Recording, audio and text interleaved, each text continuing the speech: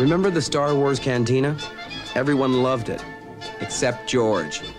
This was one of the things he always thought could be done better sometime.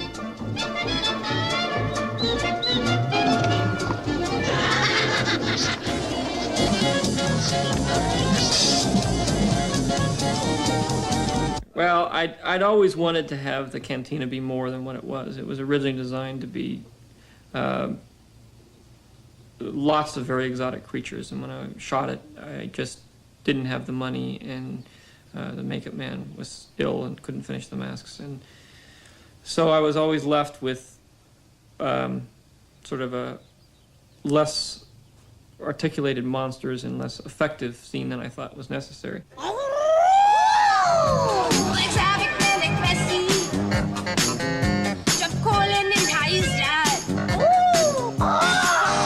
This is the monster rally of George's dreams. The setting is the palace of Jabba the Hutt, godfather of the galaxy and host to aliens from 1,000 worlds.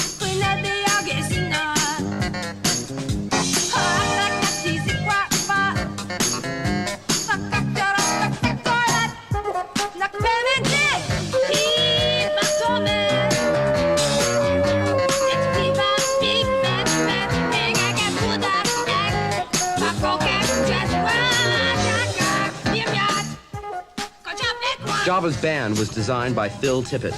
He's head of the creature shop at Industrial Light and Magic.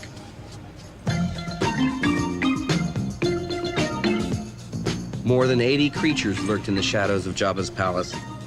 That's more monsters by far than have ever been assembled for a single movie. They all began to take shape like this, as small models called maquettes. Most of them were sculpted over and over again before they were approved. A team of 15 artists, aided by other craftsmen, worked 13 months, the last 6 of them on a day and night basis, to translate the maquettes into full-scale clay models of puppets and masks.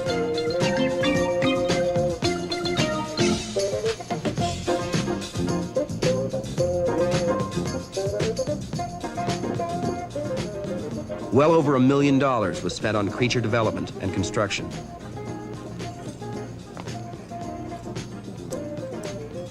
Molds were made from the clay models. From these, the monstrous faces and forms took shape in latex and rubber.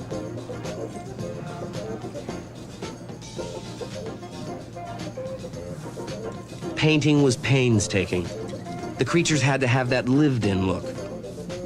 Maybe they were not of this Earth, but they had to seem as if they were of some Earth somewhere.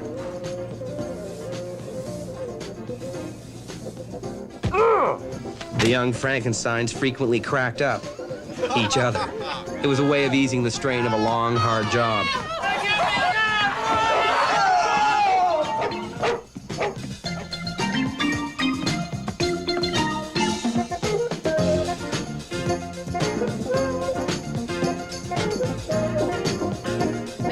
Make way, pig in transit. Even when the masks and costumes were molded and painted, the work wasn't finished.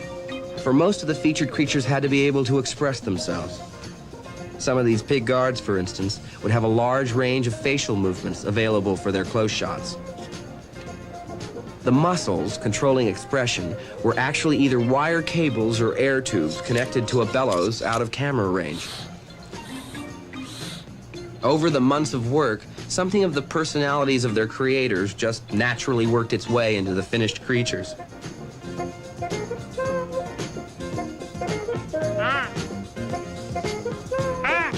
Cy Snoodles, lead singer in Jabba's band, began her career as a dancer. But Max Rebo was first and last a keyboard artist. George made frequent visits to check on the progress of the creatures as they were being developed. That's great. Yeah, it's like a... Joel's way to open the yeah, it's like he's coming down to one of the more amusing things will be to have a vocalist. How about Snooty? See, we could have her be the singer. Sure. Yeah, it'd be great. She's got such a tiny little mouth. She's going to sing lyrics. We're going to have to articulate her mouth. Well, yeah, it would have to be...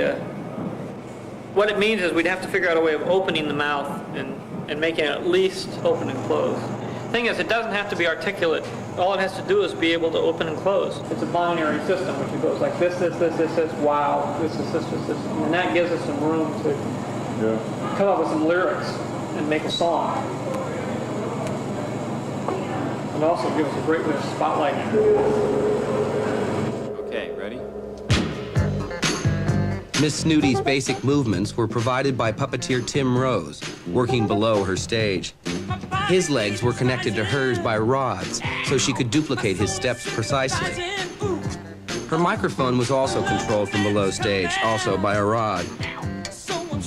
This, in turn, controlled movement of Snooty's snoot, which was connected to the mic by a wire that would be invisible in the final film. More wires connect Snooty's upper body with another operator, who works her as if she were a giant marionette. Her song was written in English, but translated into Hattese, Java's official court language.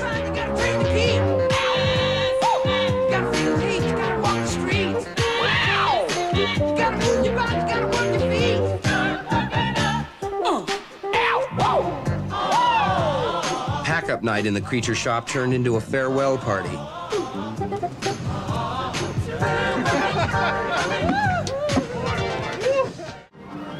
Years ago, in a galaxy very, very near, George Lucas imagined a world no one else had ever seen. When he placed it on screen in Star Wars in